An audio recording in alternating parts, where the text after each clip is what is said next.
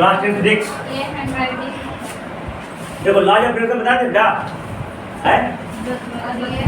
देखो cause of refraction, जल्दी करो। कॉज ऑफ रिफ्रैक्शन, देखो दुनिया में जितनी भी घटनाएं होती है कृति, तो सबका पीछे कुछ ना कुछ कारण होता है। तुम मेरे पास पढ़ने आए हो, इसके पीछे भी कुछ ना कुछ नियति का एक कारण होगा, है कि नहीं? नोच रहा है, उसके पीछे भी कुछ ना कुछ कारण होगा। दुनिया में जो भी चीज घटना है, जितनी भी चीज होती ऐसे ही नहीं कोई भी चीज हो जाता है। देखो अभी ऐसे कर रहा था, इसके पीछे भी कुछ ना कुछ कारण होता है। वो जो ऊपर लिखा दीवार पे लिख रहा है, उसके पीछे भी कुछ ना कुछ कारण होता है। हर एक चीज, है कि नहीं? हर एक चीज के पीछे कुछ ना कुछ कारण होता है। रिफ्रैक्शन के पीछे भी क्या होता है? कुछ ना कुछ कारण होता है। इसमें क्या कारण है? जिसका पीछे कारण होता है, आप कुछ ना कुछ कह रहे हैं, कारण बन रहा है। हाँ, इसको बताते हैं। देखो रिफ्रैक्शन के पीछे क्या कारण होता है? ये अलग अलग मीडियम में लाइट का स्पीड क्या होता है? अलग अलग होता है। इसलिए इसी कारण क्या होता है, जिस स्पीड से जा रहा है और स्पीड चेंज होगा तो अपने आप पाथ बढ़ जाएगा है। अगर स्पीड सेम जाता तो जिस स्पीड जा रहा है जिससे कोई चेंज नहीं होता, लेकिन स्पीड जैसी चेंज होने के कारण रास्ता ऐसे ना होकर ऐसे हो जाता है। ठीक है, उसको ऑब्स्टेकल मिल जाता है, प्रतिरोध करने वाला मिल जाता है, तो उसको पाथ को मोड़ देता है। ठीक है, समझ में आ गया? लिखो कॉज ऑफ रिफ्रैक्शन में लिखो the speed of light, the speed of light, a speed of light is different, a speed of light is different in different medium, a speed of light is different in different medium, so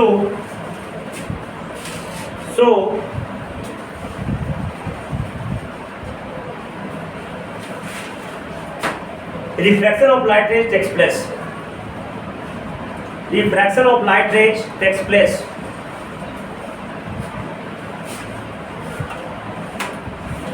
Laws of refraction लिखे रहते हो क्या? Laws में नियम, laws of refraction.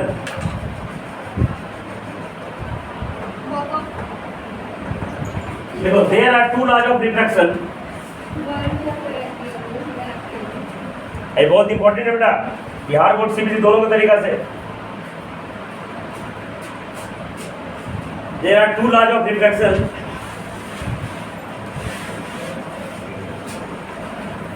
पहला देखो incident ray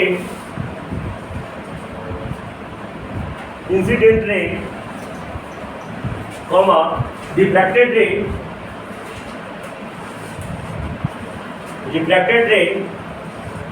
comma normal at the point of contact. Normal बना है ना, जो सरफेस के साथ परपेंडिकुलर है, नॉर्मल करते हैं। Normal at the point of contact, normal at the point of contact lie in the same plane, lie in the same plane.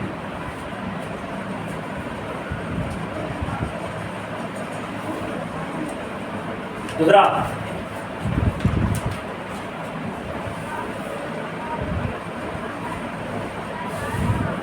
the ratio of sine of incident angle SINE sine, the ratio of sine of incident angle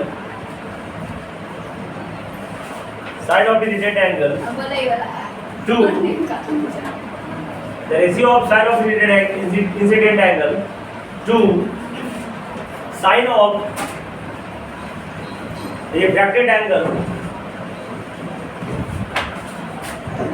sine of refracted angle is a constant, या is constant कर दो, is constant लिखो, that is mathematically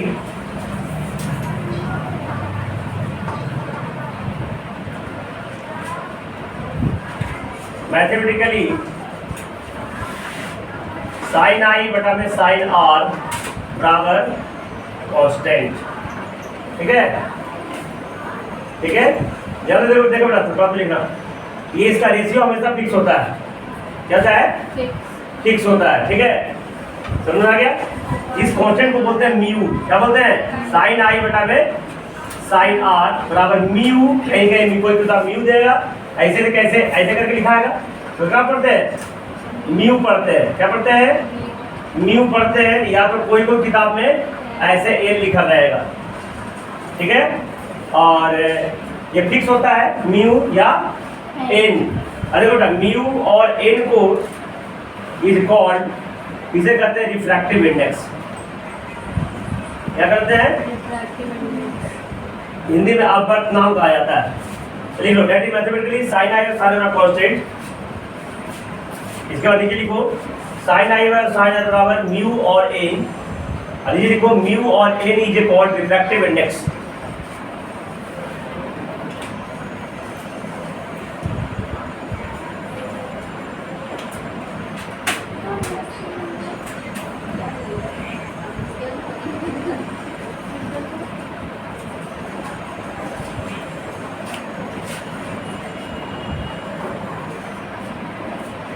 लिखो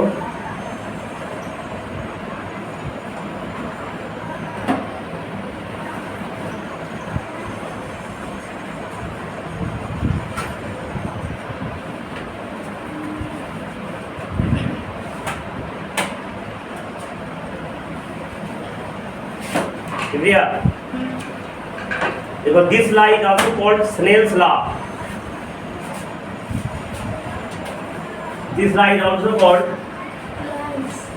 Snell's, ऐसे नहीं बोले, Snell's law. लिखेगा, मैं पढ़ाई दे दूं।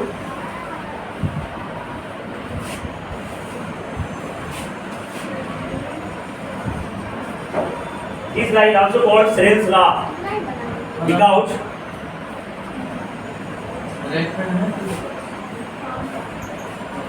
this law is also called Snell's law because it was given by Professor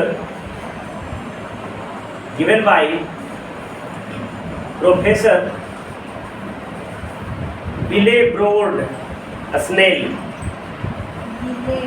Willebrord, Willebrord, Willebrord Snell.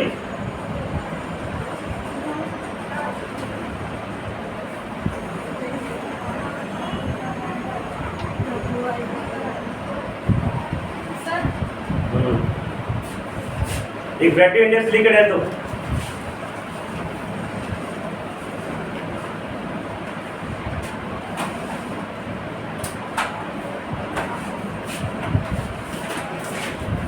Refractive index, ठीक है।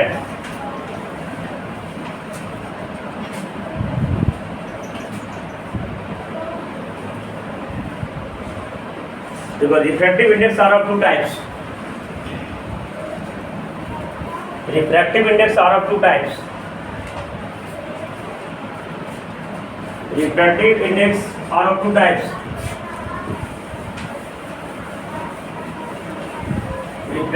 Refractive index are of two types.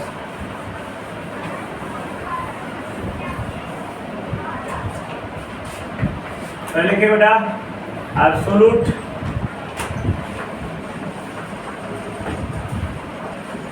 Refractive index, दूसरा रिलेटिव रिफ्रैक्टिव इंडेक्स। चलिए, absolute refractive index और relative refractive index.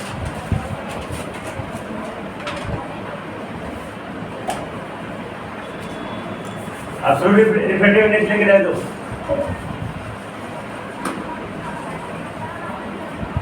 Absolute refractive index,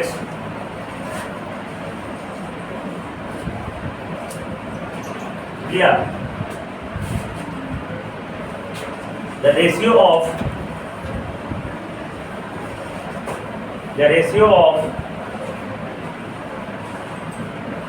the ratio of speed of light in vacuum, the ratio of speed of light in vacuum, the ratio of speed of light in vacuum to the ratio of speed of light in vacuum to a speed of light in given medium. Ratio में बहुत होता है बेटा, ratio of speed of light in vacuum to ratio of speed of light, the ratio of speed of light in vacuum to speed of light in given medium is called absolute refractive index.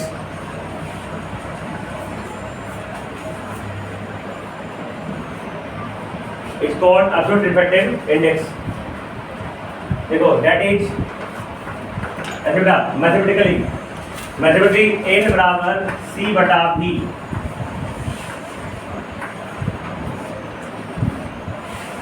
n बराबर c बटा v. अगला इसमें question आएगा, n क्या है? Absolute refractive index. c क्या है? देखो बेटा, c speed of light in vacuum है ना, यानी c का वैल्यू होता है 3 × 10⁸ मीटर पर सेकंड. दिखेगा ये फिक्स होता है, ये बदलता नहीं है, कांस्टेंट है ये. Speed of light in vacuum हमेशा जब फिक्स है 3 × 10⁸ मीटर. अब किलोमीटर में करेंगे तो क्या होगा? 3 × 10⁵ 3 लाख. कितना? 3 लाख किलोमीटर पर सेकेंड. अब v क्या है? Velocity of light in given medium. Light in given medium. तो ये क्या कहेंगे? Absolute refractive index. अब देखो रिलेटिव रिफ्रैक्टिव इंडेक्स.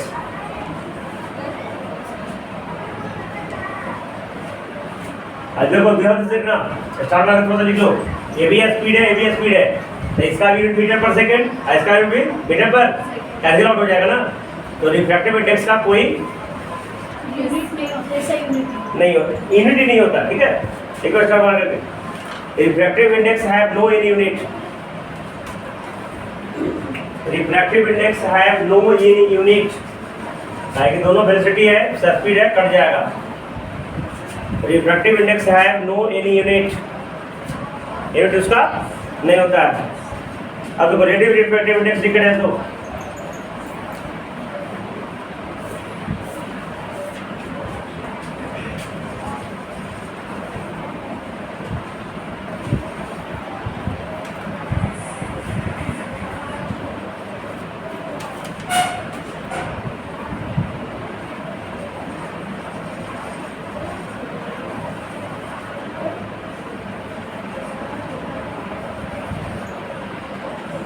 ठीक है.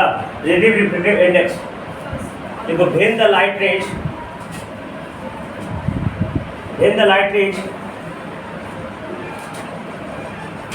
rays goes from medium 1,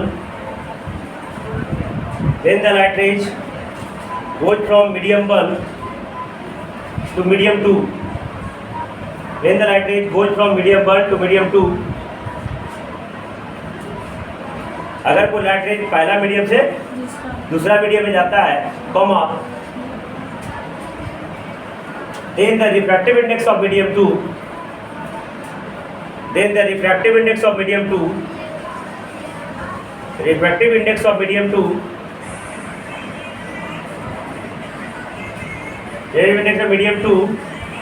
with respect to medium 1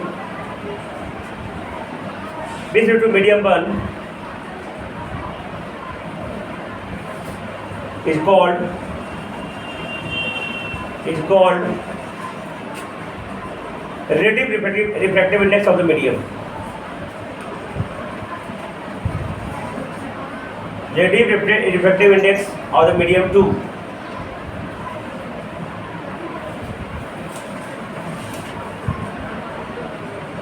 देखो मैथमेटिकली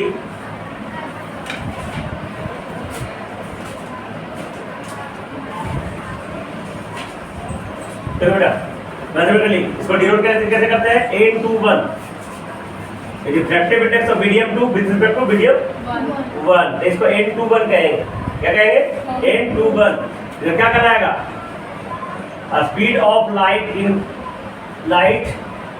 इन मीडियम 1 है ना speed of light in medium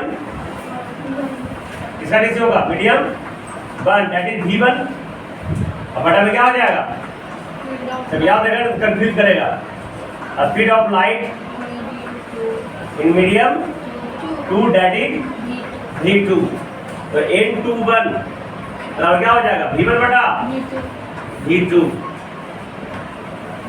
ठीक है तो क्या कहेंगे refractive index of medium 2 with respect to medium किसके बराबर होगा v1/v2 के रेशियो के बराबर समझ में आ गया अब ध्यान से देखना ये क्यों होगा जैसे अगर n2 निकालेंगे बेटा क्या निकालेंगे बराबर क्या हो जाएगा c/v2 होगा जब इसका एब्सोल्यूट निकालेंगे एक मीडियम वैक्यूम लेंगे एक मीडियम तो n2 का क्या होगा c/v2 हो जाएगा और n1 क्या हो गया बेटा c/v1 हो गया अब देखो इधर तो n1 बटा n2/n1 करो n2 तो क्या होगा c/v2 बटा में c/cc तो v1 ऊपर चल जाएगा v2 तो v1/v2 आएगा कि नहीं आएगा ये समझ में आया देखो ऐसा लिखता हूं मैं n2/n1 करो तो क्या आ जाएगा c/v2 c/ तो cc ये v2 नीचे आइए और v1 बटा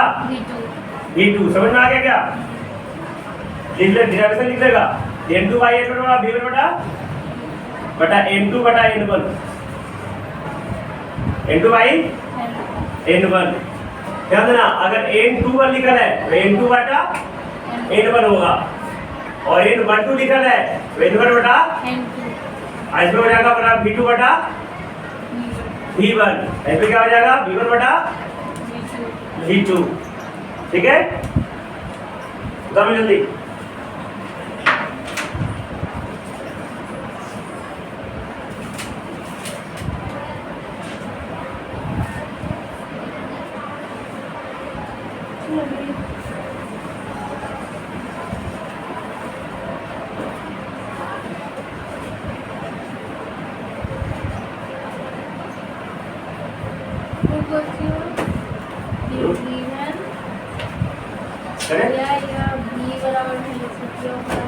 गिवन मीडियम जल्दी कॉपी करो